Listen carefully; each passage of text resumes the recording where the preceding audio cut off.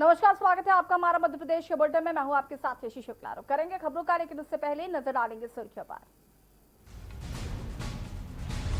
खरगोन में यूपी जैसी घटना, पानी पीने के बहाने रेकी की, आधी रात आए और नाबालिग को उठा ले।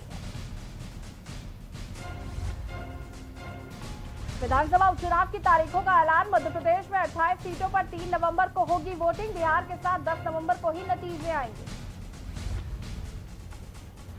कांग्रेस को ग्वालियर में बड़ा झटका। उपचुनाव के ऐलान के बाद प्रदेश महामंत्री अशोक शर्मा ने कांग्रेस से इस्तीफा दिया। 6 घंटे बाद भाजपा में शामिल हुए। पूर्व मुख्यमंत्री कमलनाथ की हुंकार। उपचुनाव के बाद एमपी में फिर से सत्ता में आएगी कांग्रेस।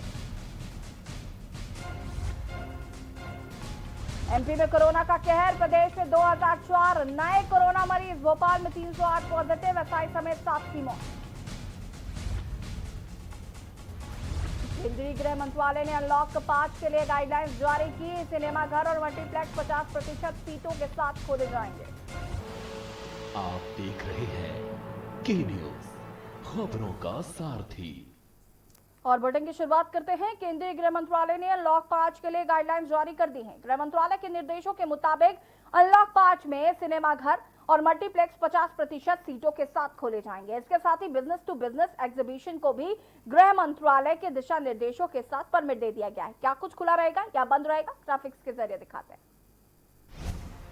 क्या क्या खुला रहेगा? केंद्र सरकार की गाइडलाइंस के मुताबिक सिनेमा, थिएटर, मल्टीप्लेक्स को 50% क्षमता के साथ खोलने की अनुमति होगी, जिसके लिए आईएनबी मंत्रालय द्वारा एसओपी जारी की जाएगी। Cinema hall, multiplex, swimming pool को स्पोर्ट्स पर्सन की ट्रेनिंग के लिए, एंटरटेनमेंट पार्क को 15 अक्टूबर से फिर से खोलने के लिए नए दिशा निर्देश जारी किए गए हैं। 15 अक्टूबर के बाद अनलॉक 5 में स्कूल और कोचिंग संस्थान खोलने का फैसला राज्य सरकारों को दिया गया है। इसके लिए अभिभावकों की रजामंदी भी जरूरी होगी। इसके साथ ही उच्च शिक्षा संस्थानों में केवल पीएचडी, साइंस और टेक्नोलॉजी स्ट्रीम में पीजी के छात्रों के लिए लैब कार्यों की अनुमति होगी। इन्हें 15 अक्टूबर से खोलने की अनुमति होगी। अनलॉक 5 की गाइडलाइंस के अनुसार स्कूलों और कोचिंग सेंटरों को चरणबद्ध तरीके से खोलने को लेकर राज्य सरकारें 15 अक्टूबर के बाद फैसला ले सकती हैं। सरकार ने ये साफ किया है, ऑनलाइन डिस्टेंस लर्निंग शिक्षण का पसंदीदा तरीका बना रहेगा और इसे प्रोत्साहित किया जाएगा। वहीं छात्र अभिभावकों की लिखित सहमति से ही स्कूलों, संस्थानों में जा सकते हैं। मनोरंजन पार्क और इसी तरीके के स्थानों को खोलने की अनुमति दी जाएगी, जिसके लिए एसओपी स्वास्थ्य और परिवार कल्याण मंत्रालय द्वारा जारी की जाएगी। वहीं सबको आरोग्य सेतु ऐप का इस्तेमाल करते रहने की सलाह दी गई है। इन पर रहेगी पाबंदी। सामाजिक, शैक्षणिक, खेल, मनोरंजन, सांस्कृतिक, धार्मिक, राजनैतिक और अन्य कार्यक्रमों में सिर्फ 100 लोगों को शामिल होने की अनुमति होगी। ऐसे कार्यक्रमों में कंटेनमेंट जोन में रहने वाले लोगों के शामिल होने पर सख्त पाबंदी रहेगी। केंद्र सरकार ने कंटेनमेंट जोन में जारी सख्त लॉकडाउन को 31 अक्टूबर तक बढ़ा दिया है। व्यवसाय से व्यवसाय, B2B प्रदर्शनियों को 15 अक्टूबर से खोलने की अनुमति होगी, जिसके लिए वाणिज्य विभाग द्वारा एसओपी जारी की जाएगी। बंद जगहों पर 200 की क्षमता वाले हॉल में आधे लोगों को जाने की इजाजत होगी। ऐसी जगहों पर फेस मास्क पहनना अनिवार्य होगा और सोशल डिस्टेंसिंग करना, थर्मल स्कैनिंग और हैंड वॉश और सैनिटाइजर का इस्तेमाल जरूरी होगा। अनलॉक के इस चरण में दुर्गा पूजा, नवरात्रि, दशहरा जैसे कई बड़े त्योहार होने वाले हैं। ऐसे में सरकार की एसओपी में इस बात का खास ध्यान रखा गया है कि लोग कोरोना संक्रमण से बचाव के उपायों के साथ त्योहारों को भी हर्षोल्लास के साथ मना सके। वहीं महाराष्ट्र सरकार ने कंटेनमेंट जोन में लॉकडाउन 31 अक्टूबर तक बढ़ा दिया है। गाइडलाइंस में 65 साल से अधिक उम्र के लोगों, गंभीर बीमारियों से ग्रस्त लोगों, गर्भवती महिलाओं और 10 साल से कम उम्र के बच्चों को घर में ही रहने को कहा गया है और बहुत जरूरी होने पर ही बाहर जाने को कहा है। कंटेनमेंट जोन के नियमों में सख्ती रहेगी। केंद्र ने कहा है कि राज्य सरकारें कंटेनमेंट जोन के बाहर अपनी मर्जी से लॉकडाउन नहीं लगा सकती हैं। लॉकडाउन के लिए उन्हें केंद्र के नियमों का पालन करना होगा। जरूरी होने पर केंद्र से परामर्श करके ही फैसला लेना होगा। नगरीय प्रशासन मंत्री भूपेंद्र सिंह ने कांग्रेस पर जमकर हमला बोला है। क्या कुछ कहा है ये आपको सुना देते हैं। देखिए, ये कांग्रेस की अंदरूनी अंतर्कलह थी, कोई भारतीय जनता पार्टी ने नहीं हटाया। कांग्रेस की अंदरूनी अंतर्कलह में और जो विश्वासघात जनता से किया था, उसके कारण सिंधिया जी ने कांग्रेस छोड़ी, इसलिए उनकी सरकार गई। अभी तो आप वो उनसे पूछो चांद को जमीन पे लाना है तो वो चांद को भी जमीन पे लाके दे देंगे। इसलिए चुनाव के समय तो ये तो उस समय भी ऐसे ही कहा था, उस समय भी ऐसे ही वचन पत्र उन्होंने जारी किया था। किसानों की कर्ज माफी का 10 दिन का वादा किया था, युवाओं को 4,000 रुपये बेरोजगारी भत्ते का वादा किया था, महिलाओं के लिए तमाम योजनाओं की घोषणा की थी, पुलिस के लिए अवकाश की घोषणा की थी। उनके वचन पत्र का एक भी बिंदु बता दें जो उन्होंने पूरा किया हो।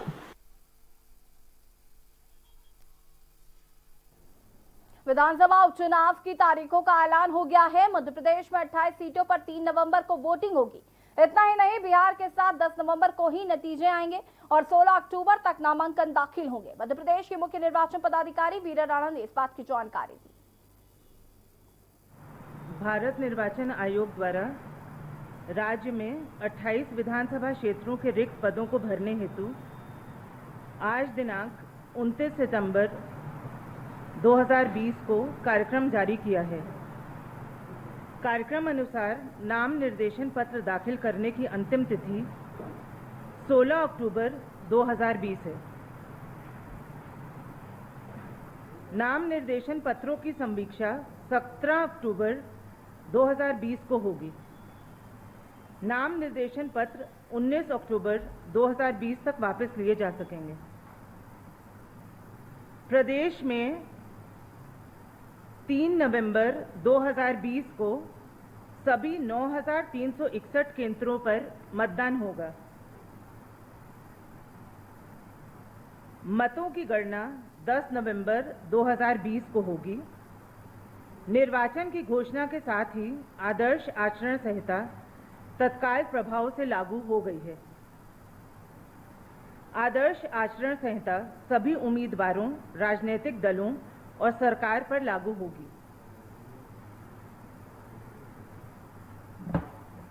कोविड-19 के दौरान आम चुनावों के संचालन के दौरान व्यापक दिशा निर्देश जारी किए गए हैं।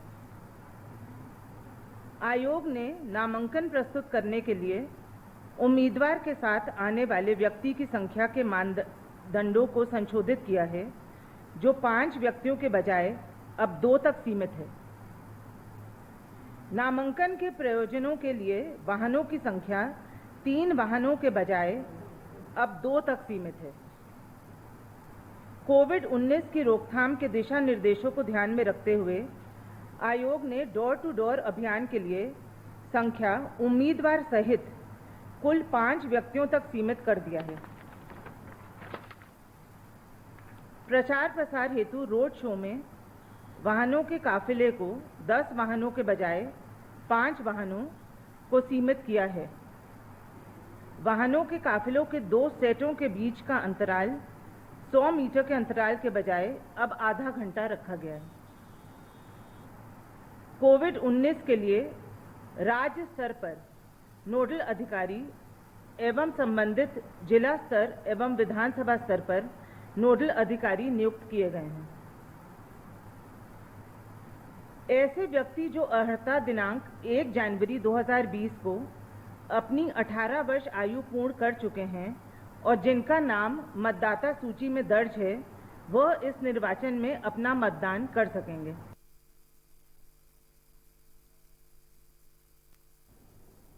मध्य प्रदेश के पूर्व मुख्यमंत्री कमलनाथ सिवासरा विधानसभा पर होने वाले उपचुनाव से पहले सीतामऊ में कांग्रेस प्रत्याशी बनाए गए। राकेश पाटीदार के समर्थन में जनसभा को संबोधित किया। जनसभा को संबोधित करते हुए कमलनाथ ने मुख्यमंत्री शिवराज सिंह चौहान और भाजपा को आड़े हाथों लिया और मुख्यमंत्री शिवराज सिंह चौहान की सरकार पर जमकर हमला बोला। आम सभा को संबोधित करने से पहले हेलीपैड से पूर्व मुख्यमंत्री कमलनाथ सीधे शगुन गार्डन पहुंचे, जहां उन्होंने मंडलम और सेक्टर प्रभारियों से चर्चा की और उपचुनाव की तैयारियों का जायजा लिया। वहीं सभा स्थल जाते समय लदना चौराहे पर भाजपा युवा मोर्चा कार्यकर्ताओं द्वारा कमलनाथ के विरोध स्वरूप काले विभिन्न दिखाए। इसके बाद पुलिस ने युवा मोर्चा कार्यकर्ताओं पर हल्का बल भी प्रयोग किया।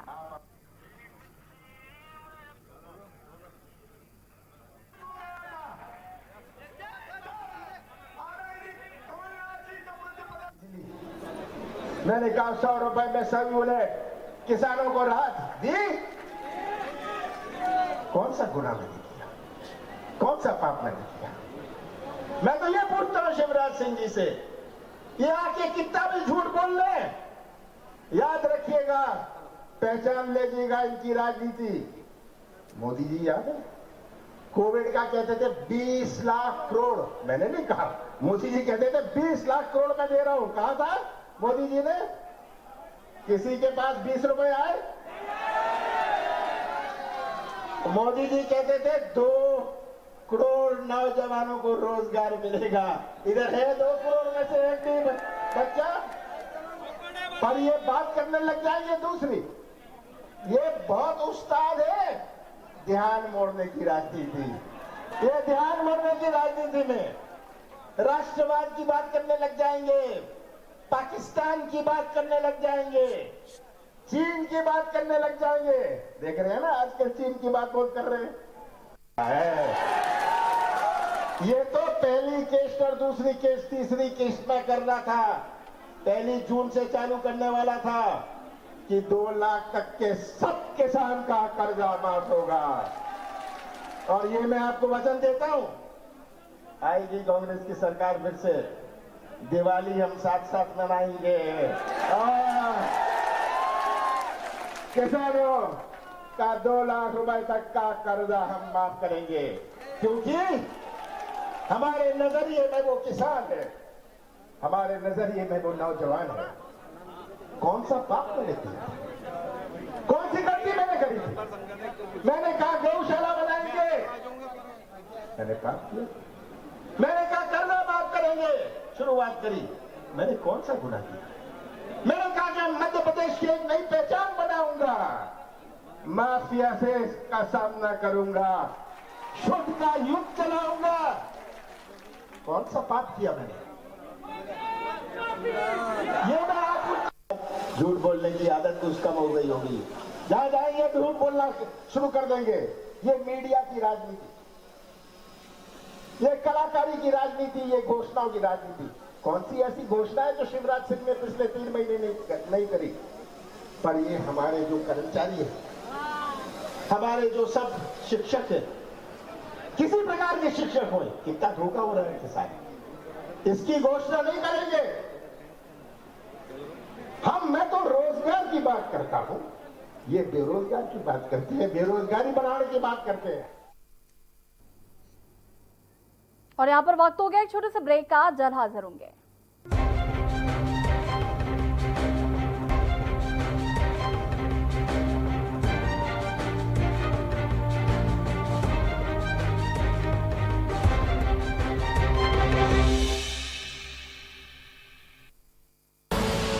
आप देख रहे हैं के न्यूज, खबरों का सारथी।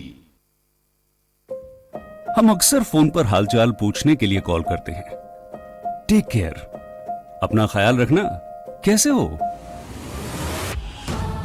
लेकिन इस बार हम सिर्फ बातों में टेक केयर नहीं कहेंगे, बातों से कुछ आगे बढ़ेंगे। इस बार टेक केयर तो कहेंगे, लेकिन डेंगू से बचने के लिए हम उन 10 लोगों से आग्रह करेंगे कि रविवार को अपने 10 मिनट निकालें 10 बजे। अपने घर और आसपास की चेकिंग करें कि कहीं गमले, कूलर या टंकी में साफ पानी इकट्ठा तो नहीं। अगर है तो उसे उड़ेल दें, बदल दें या फिर उसमें पेट्रोल या तेल डाल दें। छोटी सी जिम्मेदारी उठाएं, 10 लोगों को फोन लगाएं। 10 हफ्ते 10 बजे 10 मिनट, हर रविवार डेंगू पर बात।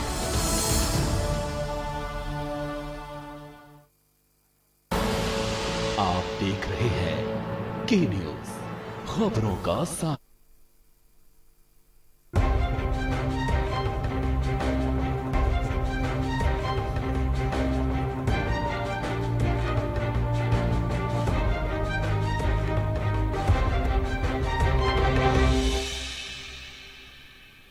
मध्य प्रदेश की खबरों का रुख करेंगे, लेकिन उससे पहले आपको ले चलते हैं दिल्ली, जहां पर केंद्रीय शिक्षा मंत्री रमेश पोखरियाल निशंक क्या कुछ कह रहे हैं, आपको सुना देते हैं।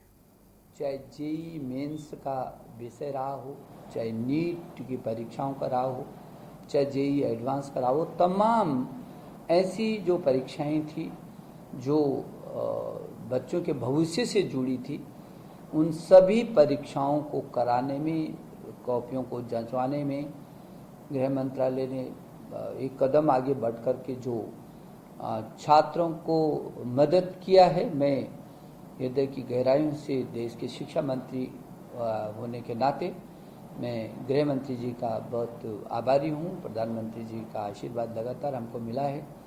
स्वास्थ्य मंत्रालय ने लगातार हमारे बच्चों के स्वास्थ्य से संबंधित चिंता की है। एसओपी बनाते समय सभी चीज़ों का ध्यान रखा गया है और मैं समझता हूँ कि इसमें जब छात्र स्कूल आएगा तो ये भी गृह मंत्रालय ने अपने निर्देश में कहा है कि अभिभावक की लिखित सहमति भी चाहिए। तो मुझे लगता है कि अब राज्यों के हाथ पर है और वो राज्य सरकारें बहुत अच्छे तरीके से किस तरीके से उन आपको बता दें कि अनलॉक 5 में स्कूलों को खोलने की अनुमति दी गई है, लेकिन अभिभावकों की परमिशन जरूरी होगी। उसी को लेकर शिक्षा मंत्री ने अपनी बात रखी। और बढ़ेंगे खबरों में। कटनी तहसील मुख्यालय बरवाड़ा से बाहर किलोमीटर की दूरी से बसे बसाड़ी गांव में इन दिनों झोला छाप डॉक्टरों की भरमार है, जहां बाकायदे निजी क्लिनिक केंद्र में खुलेआम मरीजों का उपचार किया जाता है और तो और क्लिनिक को ही दवा दुकान बनाकर होम्योपैथिक और एलोपैथिक दोनों दवाओं के द्वारा उपचार किया जाता है, जिससे मालूम पड़ता है कि किस कदर स्वास्थ्य विभाग के नियम कायदे विदा करके सब स्वयं के दुकानदारी चला रहे हैं। बसाड़ी मोड़ में संचालित आरोही क्लिनिक में ऐसा ही कुछ देखने को मिला, जहां क्लिनिक के अंदर दवा दुकान और होम्योपैथी सहित एलोपैथी की दवाइयों का बड़ा स्टॉक, जिसमें कुछ दवाइयां देखने पर इस बारे में क्लिनिक संचालक से डॉक्टर से बात की गई तो उन्होंने बात को टालने का प्रयास किया। खंड चिकित्सा अधिकारी बड़वारा के मुताबिक एक स्थान से दोहरी पद्धति के उपचार सहित इस नाम का कोई परामर्श केंद्र उनके यहाँ पर पंजीबद्ध नहीं है, जिन पर चरणबद्ध तरीके से कार्रवाई की जाएगी।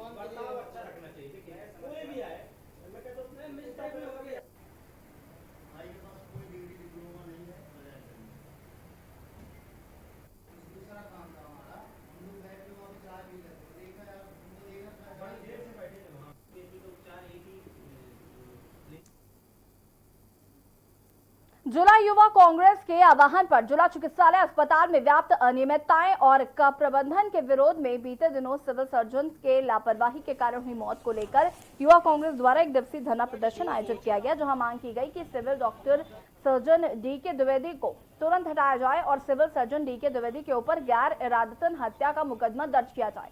पिछले दिनों अस्पताल प्रशासन की लापरवाही और संवेदनहीनता के कारण यथा समय मरीजों का उपचार न किए जाने के कारण हुई मौतों के लिए उत्तरदायी चिकित्सकों के विरुद्ध कार्रवाई की जाए।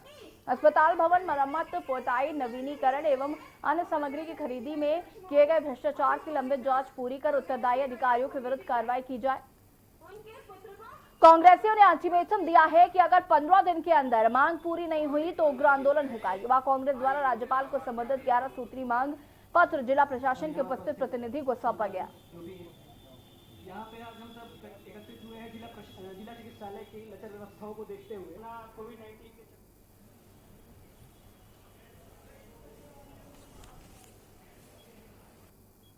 सर्जन की लापरवाही से अभी आपने देखा कोरोना पेशेंट निशांत श्रीवास्तव जी की जिस तरह से उनकी तड़प के मौत हो गई। वीडियो आप लोगों के माध्यम से ही वायरल हुआ। जिस वीडियो को हम सब ने देखा वो बिना दवाई के उनकी मृत्यु हो गई। जिस तरह जिला अस्पताल में एक कोरोना पेशेंट के लिए लाखों का, एक व्यक्ति के पीछे लाखों का खर्चे का वो बनाते हैं, उस कोरोना पेशेंट को ये 20 रुपए थाली का भी भोजन नहीं देते हैं। कि जितनी भी मौतें हुई हैं, इसके पहले एक प्रजापति की बेटी की मौत हुई, वो भगवती मानव कल्याण समिति के थे, उनने रक्तदान दिया था, उनके बेटी की रक्त के अभाव में मौत हो गई। इसके पूर्व मझौली के एक हमारे कांग्रेस पार्टी के ही थे, उनको सर्पदंश से मौत हो गई, इन्हें इलाज नहीं किया। उसके बाद अभी एक चिकित्सालय में ही एक गर्भवती तड़पती हुई मर गई, कुछ 3 दिन के पहले की बात है। कोरोना पेशेंट निशांत की मौत हो गई इनके कारण। मतलब ये मौतों का हिसाब दे दें। रतलाम जिले के नामली थाना क्षेत्र में 6 लोगों से सोयाबीन काटने की बात पर विवाद हो गया। कुछ ही देर में विवाद इतना बढ़ गया कि विवाद कर रहे आरोपी ने अपने साथियों के साथ मिलकर एक व्यक्ति के पैर पर कुल्हाड़ी से हमला कर दिया, जिससे पुरुष गंभीर रूप से घायल हो गया। आपको बता दें कि नामली थाना क्षेत्र के पलसोड़ा में करीब 8 बजे भरतलाल पिता मोहनलाल तेली का सोयाबीन काटने की बात को लेकर विवाद हो गया। कुछ ही देर में विवाद इतना बढ़ गया कि कैलाश ने भरतलाल के पैर के घुटने के नीचे कुल्हाड़ी से जानलेवा हमला कर दिया। हमले में भरतलाल के पैर की हड्डी कट गई, जिससे उसका पैर पूरी तरह से लटक गया। हमले के दौरान अन्य आरोपियों ने भरतलाल के हाथ पैर पकड़ रखे थे, जिसकी वजह से वो भाग नहीं सका। हमला करने के बाद सभी आरोपी घटनास्थल से फरार हो गए। पुलिस मामले में एक आरोपी को गिरफ्तार कर चुकी है और अन्य में फरार आरोपियों की तलाश कर रही है।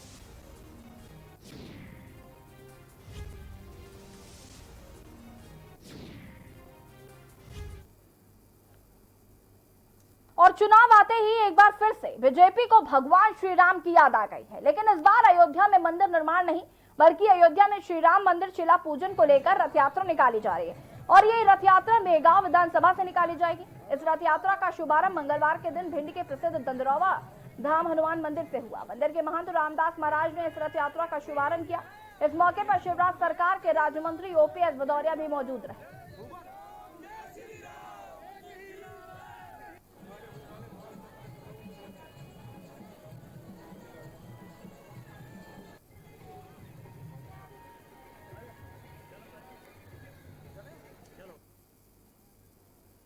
उत्तर प्रदेश के हाथरस में गैंगरेप मामले को लेकर पूरे भारतवर्ष में नाराजगी साफ तौर पर देखने को मिल रही। वहीं मध्य प्रदेश की राजधानी भोपाल में योगी और मोदी सरकार के खिलाफ बोर्ड ऑफिस चौराहे पर प्रदर्शन किया गया। वहीं महिला संगठन के पदाधिकारियों ने दोषियों को फांसी की सजा देने की मांग की। इसके साथ ही सामाजिक संगठन आरती शर्मा ने कहा कि इस मामले को लेकर फास्ट ट्रैक कोर्ट में जांच होनी चाहिए। पुलिस प्रशासन के इस मामले पर कड़ी निंदा करते हुए मांग पूरी नहीं होने पर महिला संगठन ने अनिश्चितकाल के लिए आंदोलन की चेतावनी दी है।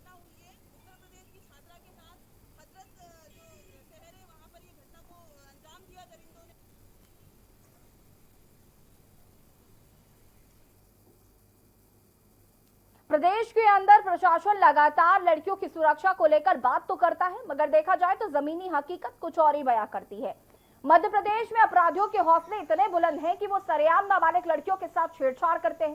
ताजा मामला डबरा देहात थाना क्षेत्र के जेल रोड पर देखने को मिला, जहां एक नाबालिग लड़की को पिछले 8 महीने से कुछ लड़के परेशान कर रहे थे। लड़की ने हिम्मत दिखाते हुए अपने परिजनों के साथ देहात थाना पहुंचकर उन लड़कों के खिलाफ मामला दर्ज कराया। थाना प्रभारी ने तुरंत कार्रवाई का आश्वासन भी दिया।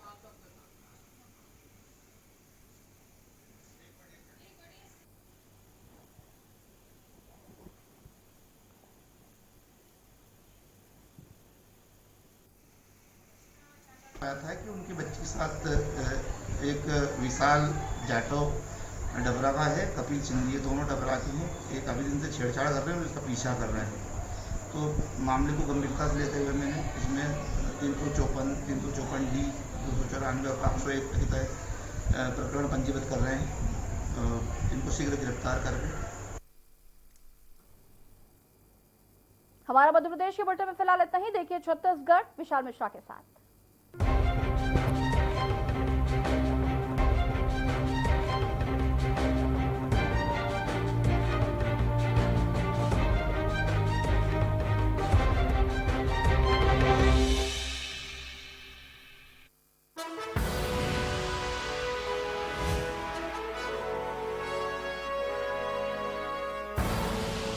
आप देख रहे हैं के न्यूज, खबरों का सारथी।